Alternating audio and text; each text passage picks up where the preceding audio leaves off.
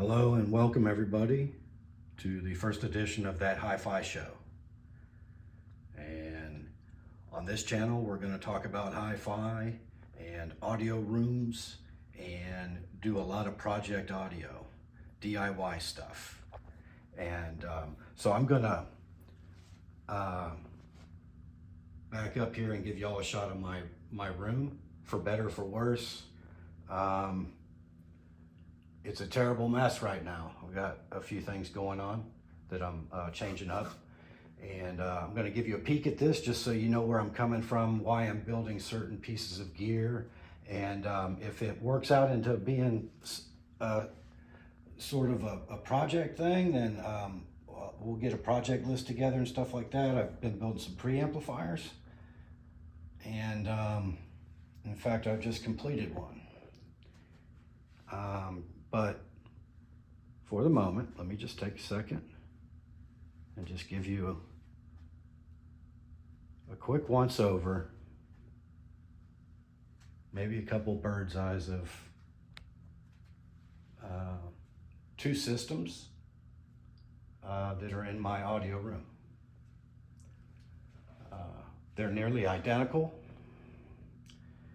and this is the sort of upper deck of the first one.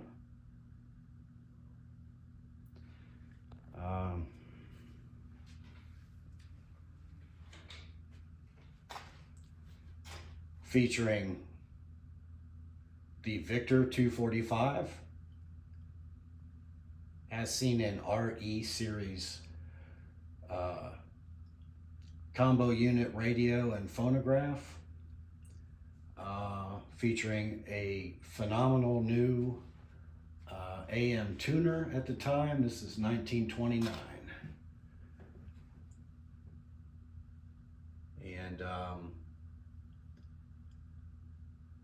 power coming off of those things is push-pull pair of 45s, otherwise known as the 245.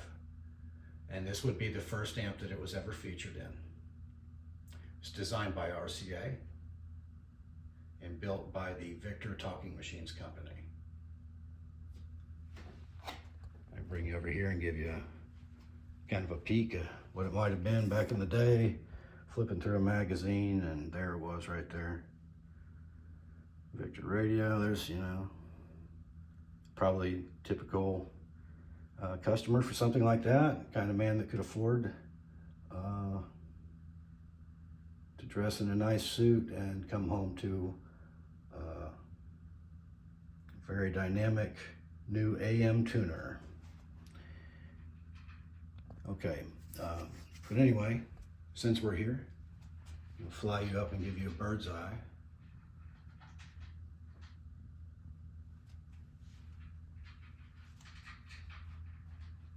Okay. This is one of the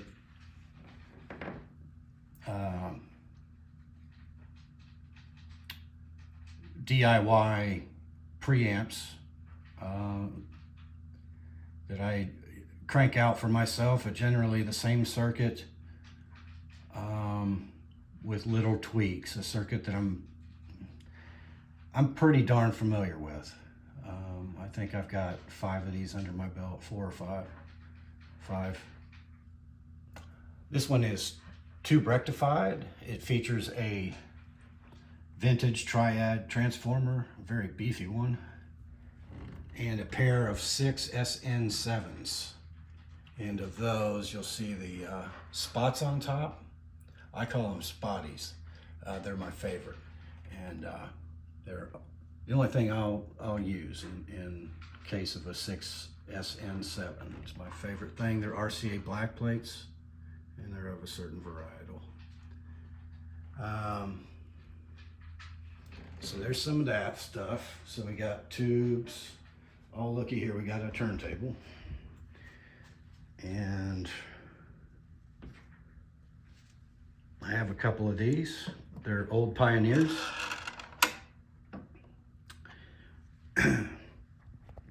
And I think they're idler drive. And I think the thing worth mentioning here is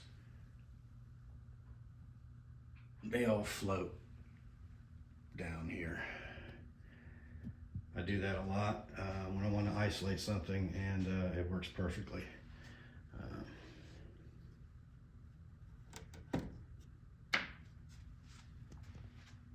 There she is. Hanging by guitar strings. Sorry for the cut. That's guitar wire. Used guitar strings. And just simply suspended it. So it's pretty darn stable. These are a little bit heavy, which of course helps. And then you can, I've got 3 points here that we're hanging from.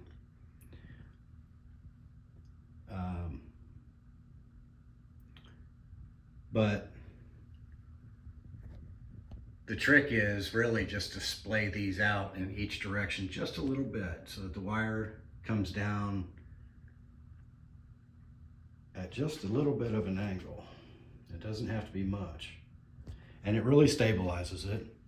You're not going to have any problems. And even if it's swinging, that it never misses a beat. And it doesn't affect the sound at all. Doesn't ever seem to. Even if I get, you know, one too many and come over here and decide I want to queue up some records by hand. What the hell, right? So, but I never really had too many problems. But anyway, this one is, I think, from around 1969, but these are from, I think, like late 69 through about 71 or 72, they made this type of deal here. I don't know if that's a 10-inch platter, which bothers me nothing at all. But you know, some people like to have the full 12-inch platter. I think these are sleek, and of course they're idler drive. Nice beefy motors, and I love these things. Anyway, they sound great. Rocking a Denon cartridge on that one. 301, I believe. Legendary, is it the 103? The 103. Just put that on there, it's fat and sassy. Okay, so this system has a bottom end. It's bi-amped. So we've got the 2 Victors up top, the one stereo from about, I think we're crossed over around 300, maybe just a little under. And crossover of choice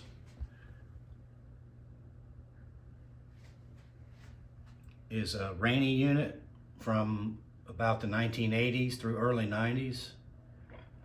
The AC-22. I have a few of these. They sound great, and they have the original Alpha pots, the American-made Alpha pots, and they're wonderful. They're terrific.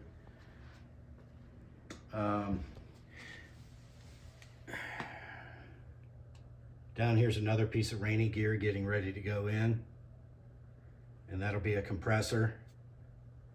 And I don't know if I'll keep it in, but we're going to try it. Right there is the amp for the woofers, and it's some Thug Life power. I can't remember the wattage coming out of that thing. I think it's around 350, 400, something like that. I can't remember what it is, bridged, but rocking an old pair of 12s back there.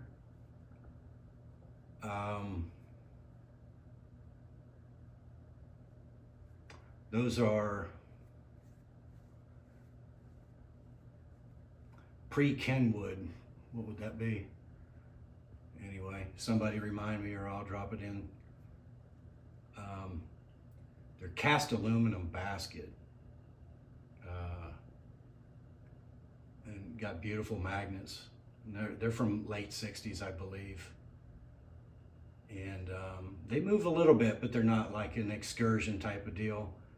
You don't want that in hi-fi. I'm just going to stick that out there. I'm going to stick my chin out and say that. When you're indoors, you can't be building SPL in your room. You can't do that. If you want bottom end, you have to get it the right way. I'm going to call it the right way. And that's an open back cabinet, and there's about 10 inches of wall space from it to the back wall, and about 5 inches on the side. And like I say, it's open back, and so are the speakers, by the way. I will not use, I will never, probably never use speakers that have backs to them, or whatever classification you want to put that in. If you want to put it as an open baffle, I'm not putting them in a box. We're not doing that. You can't fully capture that back wave. You're not fooling anybody. It ends up coming out through the cone, and it ruins everything. It ruins everything. Consumer products have that. That's for rudders. That's not for guys that do hi-fi properly. Take the backs off your speakers. Now, I don't want to get cocky, but that would be my advice. Okay, simmer down now. We'll give you an aerial over here. Got another speaker down here. That's for the guitar, that one. And this is set up, this is a lot of trial and error went into this, but I'm kind of doing a little bit of a horn concept, I believe, or possibly a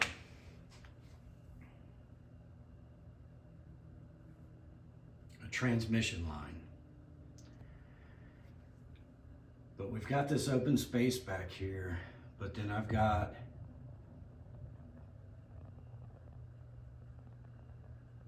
channeled off here, experimental style, sheet of plywood. And I can slide that back and forth, and I can fill in that gap right there with it if I want, and make this like a conduit for the back wave. And boy, does it work. Boy, does it work. And another thing I did, I want to show you first. I'm going to come over here. There's the end of my room. And see that open doorway? It's basically a port.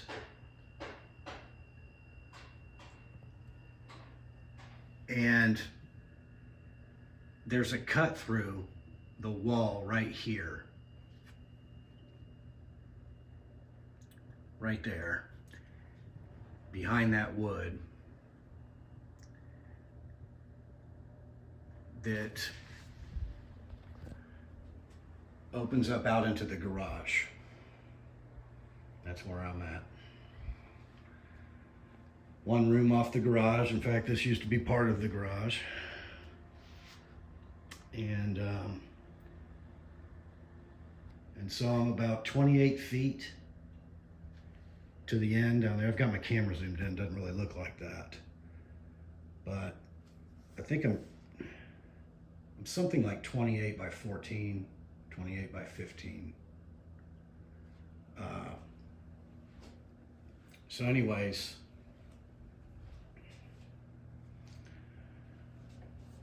that's a look at that system. A multi-ported transmission line. That sounds a lot more better than a hunk of plywood sliding around back there. But that's what I got. So that's that system. The rest of the room's kind of a mess. Got a couple guitars that I built. Well, assembled, and that one I actually built. Okay, so we got the tube tester out, and I've got, my room is a mess with tubes, and because I'm thinking about doing some eBay, so I'm sure you all have been there and looking at putting some tubes on eBay, recovering some of my original bounty. So Over on this side of the room, see if I can give you a good shot, is kind of similar setup. And we got kind of a floating tabletop. A phono preamp, which I did not build.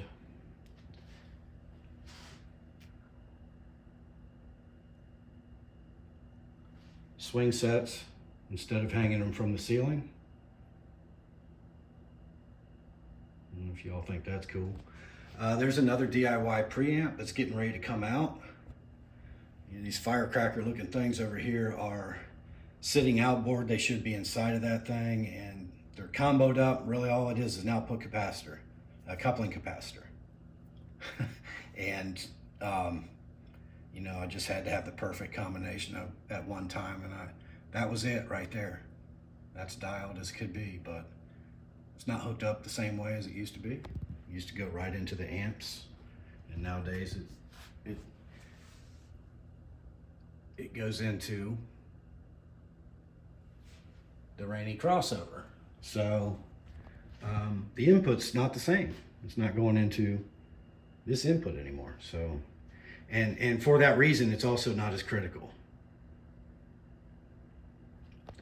These amps, you got to have the input pretty spot on for these amps. It's another pair of Victor 245s.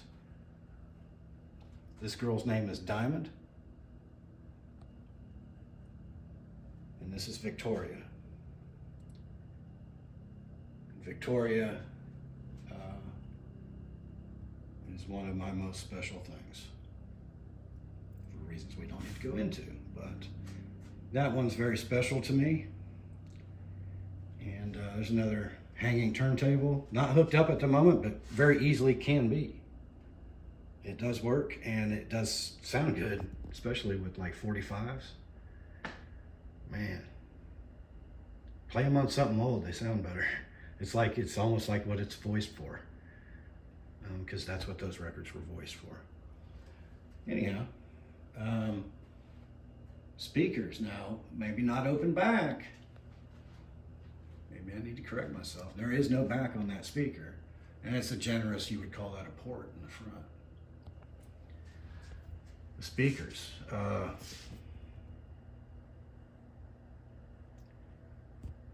I'm not going to give away that secret just yet. I don't want them to disappear from eBay. But anyway, they're very sensitive and they're rocking. They're like Stradivarius violins. No loud is too loud for these speakers. All day long. Loud as you want to be. Okay, so that's about it. We do the same thing as I explained over there. We drop into a rainy crossover, and then that's pretty hi-fi for thug power, but that's what we're using is an old NAD, and it's really got a grip on that. That's a 12-inch Magnavox, the first generation, I believe first generation with the ceramic magnet, and it is a doozy. Oh my God. Oh my God. That's a beautiful speaker right there. Okay, so enough of my here's what I got, I'm so proud stuff. You know, like the rest of you, I have a record collection.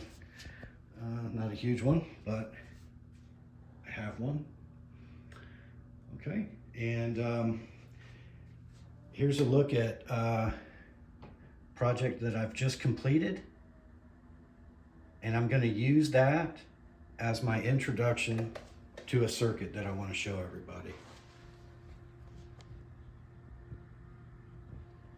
I've got it drawn out for us, and there's the card for the amp with all the voltage measurements that I took after I finished, and I'll go over the build, quote unquote, my preamp build with y'all. And then we're gonna throw it in over there, and then we're gonna look at that one and see what we wanna do to that one.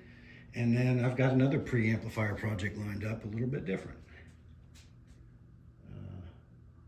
I've also just acquired another little beauty right here, and she's fresh out of the unit, dust included, and I'm pretty sure the transformers, I got my fingers crossed. We're hoping for the transformers to be okay on that one. It's gonna be paired up with that girl right there. She's ready to go.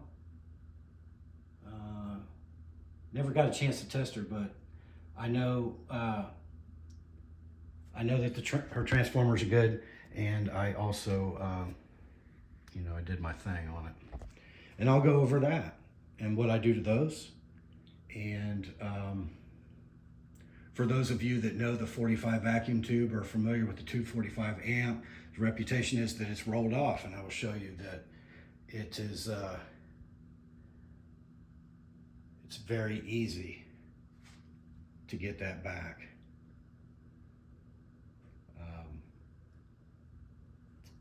The 45 vacuum tube is not rolled off. Neither is the 26. That's what this unit uses on the front end. We'll go over those things. There's another one of these turntables, and that one has has cueing. Really nice hydraulic cueing, and this is a fantastic sounding turntable. And it's got a Denon cartridge on it. I like Denon, always have. And that's the high output one.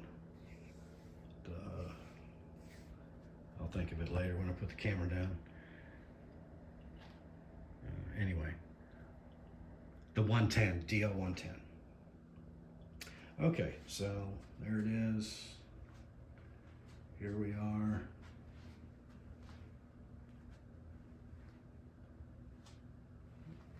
My humble audio room. And so let's get started with some projects. See you on the next one.